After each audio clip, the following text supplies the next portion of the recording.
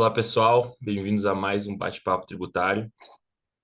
A gente está, Nesse vídeo a gente vai tratar mais uma vez sobre o tema do planejamento tributário, mas agora envolvendo o ágio, dito ágio interno, né? O ágio entre partes dependentes. A gente já falou brevemente, eu acho que o vídeo que a gente explicou o ágio, a gente falou um pouquinho sobre ágio interno, mas não entrou especificamente nesse vídeo, nesse tema. Mas no vídeo de hoje a gente vai tratar, vamos retomar o que que é o ágio, o que que é o ágio interno, qual a diferença, e como é que a jurisprudência do CARF, principalmente, tem visto o ágio interno em razão das discussões que o professor Pedro aqui vai explicar, né, as controvérsias envolvendo o tema, e também como é que o judiciário tem visto esse tema, porque alguns casos que foram desfavoráveis no CARF têm chegado no judiciário, e o judiciário tem visto de uma forma distinta. Então, professor Pedro, mais uma vez, obrigado pela parceria, mais uma vez estar aqui presente sábado, né? De manhã a gente está gravando. Então, obrigado mais uma vez e passa a palavra, então. Eu que agradeço, Jorge, estava aqui de novo, né, nesse projeto importante que é do bate-papo tributário e falar da questão do ágio interno nas operações de planejamento tributário. Já falamos de ágio em planejamento tributário e, na verdade, a gente resolveu fazer um tema específico, que esse é um tema, inclusive, está tendo alguns julgamentos novos no CARF, favorável ao contribuinte, e a questão do Poder Judiciário. Eu fiz uma pequena apresentação, Jorge, para ficar mais fácil, né, e aí para poder, eu acho que tornar o tema mais ilustrativo. Então, a questão do ágio interno, né? Então, a questão do ágio interno, a gente tem que entender que o ágio interno, né, qual que é a discussão, né? Como ele é uma operação feita em operações entre partes relacionadas, entre operações do mesmo grupo econômico, que a princípio não gera troca de valor, ou seja, é uma operação societária que tem um efeito contábil que geraria essa despesa dedutível. Mas a gente não pode esquecer que qual foi a origem do ágio interno. O ágio interno ele veio em decorrência do quê? Do artigo 36 da Lei 10.637 de 2002. O que essa lei trouxe no artigo 36, que posteriormente foi revogado? Que é a possibilidade de fazer essa operação societária e a pessoa que faz a capitalização com ágio gera uma receita essa aqui, tinha tributação diferida e o ágio era uma mera consequência dessa operação, né? Então, por consequência, tinha uma receita diferida lá em cima e tinha uma despesa dedutível embaixo e quando era feita possivelmente a incorporação. Então, o que a pessoa faz? Tem uma empresa A e empresa B, né? A empresa B, ela pega uma sociedade ou constitui uma sociedade, capitaliza essa sociedade com as ações que ela tem em B, né, nessa empresa C, faz essa capitalização a valor de mercado, e quando ela faz esse valor de mercado, ela gera um ganho de capital lá em cima, gera uma receita. Receita essa, se não tivesse o artigo 36 da Lei 10.097, seria tributável, né? E, por consequência, o ágio é gerado na empresa de baixo e geraria essa despesa dedutível. Então, para poder tornar esse ágio em despesa dedutível, o que é feito? É feita a incorporação, porque essa empresa é uma empresa veículo. E, por consequência disso, você torna o ágio em uma despesa dedutível. Só que não pode esquecer, lá em cima você tem uma receita tributável. E qual que é a discussão, né? Que a gente vê que eu, inclusive, vi alguns julgamentos, vi os conselheiros que julgavam contra falar: se você pegar a situação patrimonial antes e depois da operação, né, do ágio interno, é a mesma. E realmente é a mesma. Você só criou essa operação para quê? Para ter um benefício tributário. Só que qual que é o benefício tributário? A gente tem uma receita lá em cima e tem uma despesa embaixo. Então, se a receita é tributável, a despesa tinha que ser dedutível. Então, se o legislador quisesse dizer que o ágio não seria válido, ele deveria diferir também a dedutibilidade da despesa embaixo, mas isso não fez, então não tem previsão legal para isso. Então, essa é a figura do ágio interno, e é isso que muitos contribuintes, percebendo dessa possibilidade que a Lei 10.637 criou, fizeram essa operação. Então, aí na região do Sul, viu, Jorge, principalmente muitas empresas fizeram essa operação por recomendação de muitas empresas de consultoria e até escritórios de advocacia. Pô, faz com um planejamento tributário lícito, né? Assim, não seria abusivo, né? Porque a legislação assim permite. Só que veio o fisco e entendeu que, não, olha, essa despesa artificial, como você não tem nem troca de valores, é entre partes relacionadas, que tem até um checklist, né, que alguns seguem em relação a isso, eu entendo que esse ágio seria uma despesa indedutível. Só que a gente não pode esquecer, né? Você tem a receita diferida lá em cima. Então tá ok. Você quer glosar a despesa? Então não me tributa a receita. Então as empresas que fizeram essa operação, ela vai ter que pagar o imposto duas vezes. Quando realizar a receita lá em cima, porque a despesa foi considerada indedutível. Essa, em uma síntese, seria a operação de ágio interno que a empresa acaba fazendo. Quais são os fundamentos, né, das autuações que o fisco utiliza para poder fundamentar o questionamento da ágio interno? Primeiro, a ausência de pagamento. Né? Então, como não tem ausência de pagamento, então é um requisito que não está sendo preenchido. Só que isso seria impeditivo? Eu entendo que não, porque a legislação não fala nada disso. Eu posso fazer, eu posso, inclusive, pagar a prazo, posso até, né, diferir o pagamento, mas isso não seria, eu acho, impeditivo. Negócio realizado em partes vinculadas. E aí é um ponto que hoje o pessoal tem colocado. A vedação da realização do ágio entre partes relacionadas, né, veio quando? Com a Lei 12973. Então, antes da Lei 12973, você não tinha essa proibição, você veio depois, a partir de 2015. Então, por falta de previsão legal, então não há por que dizer que esse ágio não seria existente. Inexistência de preço de mercado. Mas o ágio interno, se a gente pegar o artigo 36, qual que é o pressuposto? Fazer a operação é o valor de mercado. Existe uma valoração, isso não é que você está fazendo do nada. Então, sempre é bom ter um laudo de avaliação. E, normalmente as empresas têm. Né? Eles citam um parecer do professor Eliseu Martins. Só que, o que acontece? Eles usam só a parte que interessa. Porque na conclusão do professor Eliseu Martins, o que ele fala? Apesar de contabilmente ele entender que o ágio interno ele é uma operação artificial, mas ele é uma operação de planejamento tributário, fiscal. Então, não existe vedação, né, na realização dessa operação. E cita o ofício circular CVM 01 de 2007, que a CVM entende que realmente a empresa veículo não pode ser utilizada e ela seria uma operação fiscal, mas também ela não proíbe. Então, também eles só citam a parte que interessa em relação do ofício circular da CVM. E aí, né, qual que é o famoso caso, né, que inclusive isso foi para o Poder Judiciário, é o caso da Gerdau. Esse é o primeiro caso de ágio interno que foi julgado pelo CARF. Ele foi julgado, né, pela antiga primeira turma da primeira sessão do CARF, né? Então, qual que foi essa operação? Você tinha a Gerdau SA, que ela controlava a Açumina, e a Gerdau Internacional. Então, essa seria a situação inicial. O que eles fizeram?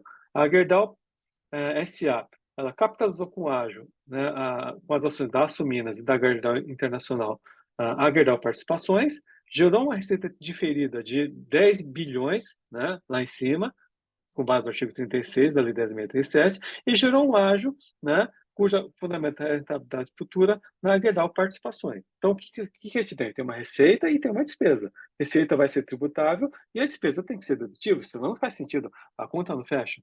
Aí, isso foi feito em dezembro de 2004. Aí, o que eles fizeram em maio de 2005? A Gerdau SA vendeu ações que ela tinha da Gerdau Participações, né, para o Itaú, 3,39%. E foi feito isso a valor de mercado. Então, esse é um ponto que foi considerado favorável ao contribuinte.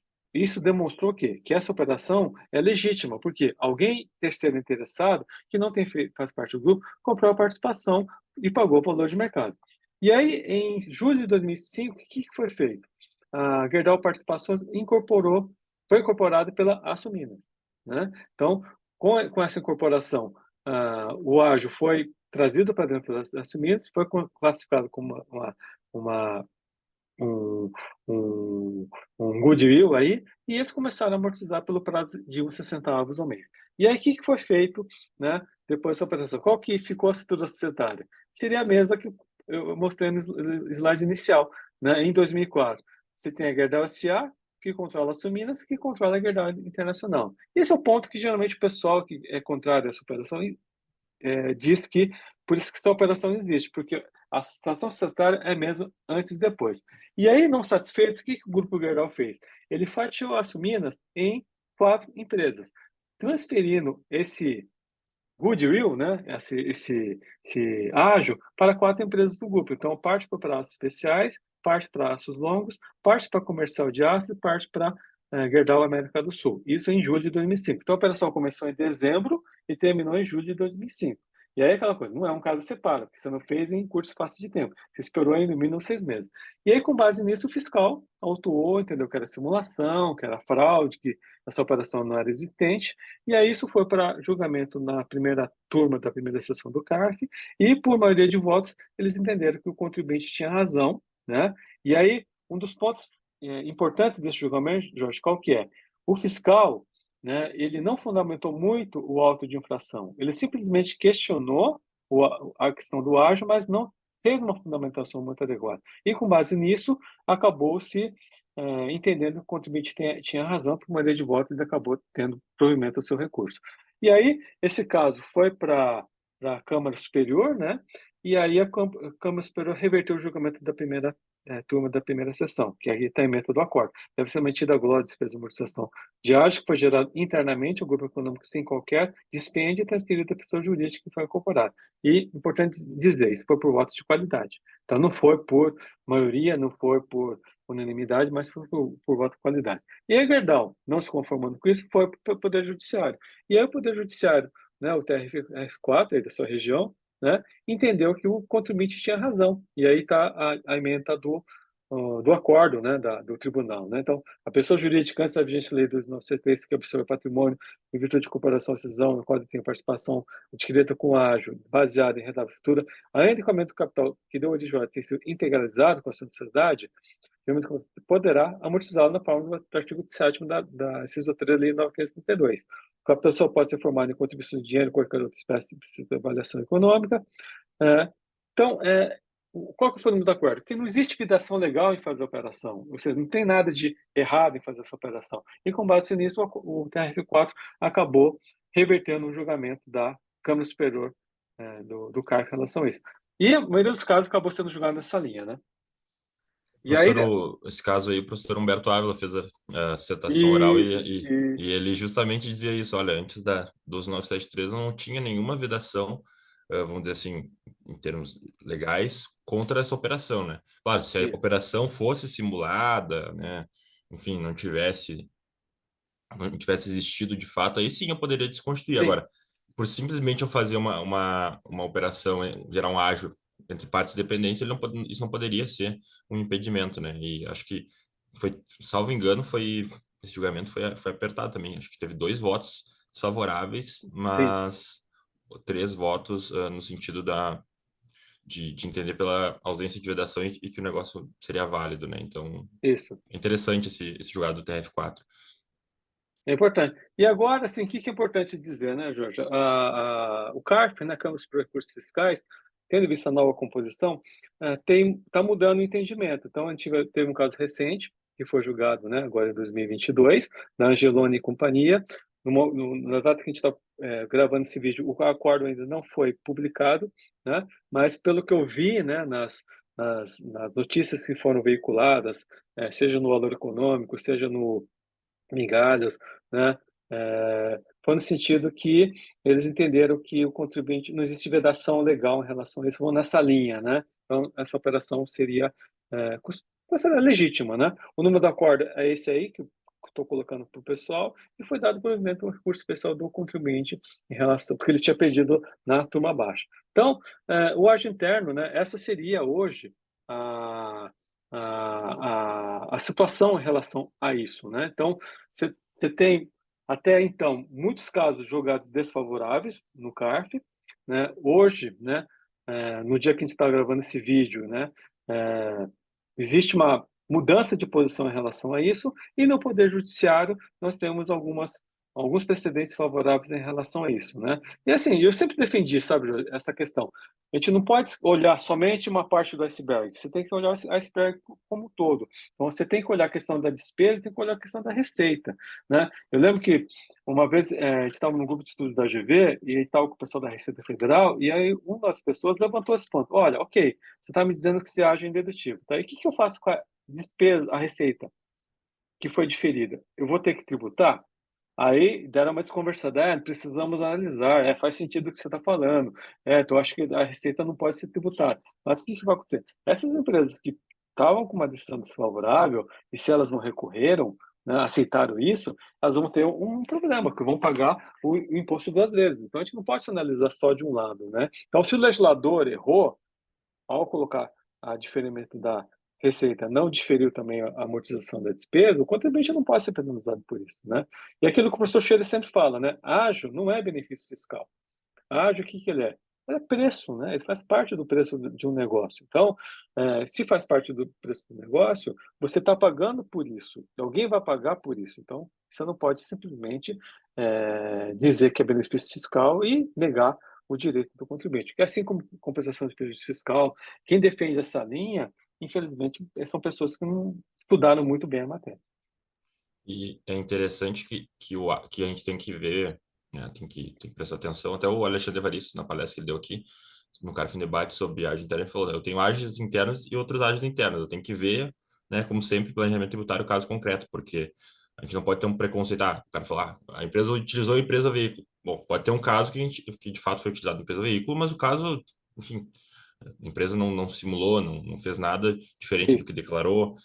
E vai ter outros casos que, de fato, a empresa veículo foi criada, a operação foi feita em, sei lá, em dias, alguma coisa assim, né? Então, a empresa não tinha substância. Tem vários fatores que podem influenciar na decisão. Agora, a questão é que antes da 12973 eu não tinha vedação a fazer uma operação legal, em conformidade, né, sem nenhum vício, envolvendo partes dependentes. Não teria proibição ao ágio gerado entre partes dependentes, né?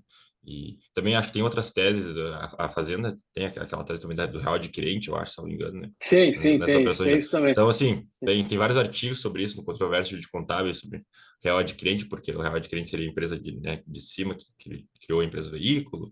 Então, enfim, né, tem vários temas dentro do tema da discussão do ágio interno para quem quiser estudar. É um tema bem É, complexo, né, para quem sim, está no sim, início, mas é um tema bem interessante sim, de ser sim. estudado e também analisar esses casos, como o caso do TRF4 aí, que eu acho que até tinha uma discussão também que os desembargadores eles falaram, nossa, não, mas espera aí, vocês tiveram uma economia muito grande. Então já entraram em questões que nem deveriam Sim, ser, argumentos que sim, nem sim, deveriam sim, ser sim, levados em conta, como, bom, o sim, contribuinte sim. economizou, bom, se ele economizou de acordo com a lei, não tem o que fazer, né? Mas se você olhar o balanço consolidado, né, Jorge, porque é um grupo econômico, né? Imagina uma Sim, Gerdau, qualquer outra empresa que fez uma operação dessa. Tem a receita, e a receita, como é que fica? Vai pagar imposto. E aí, como é que eu fico? Você está me glosando a despesa e vou ter que tributar a receita, então eu vou pagar imposto duas vezes? Então o contribuinte, na verdade, ele está sendo prejudicado em relação a isso. Então, você está tributando o patrimônio dele. Então, isso não é levado em consideração. E, infelizmente, uma pena que, normalmente, as pessoas que eu vi fazer a defesa de operações de ágio, eles não colocavam esse argumento. Ó, gente, não podemos esquecer uma coisa. Eu tenho uma receita diferida aqui. Essa receita vai ser tributada um dia. Então, se a receita não é tributada, a despesa tem que ser dedutível. Então, ok, então você está me glosando, então permite que eu não tribute a receita quando eu realizar.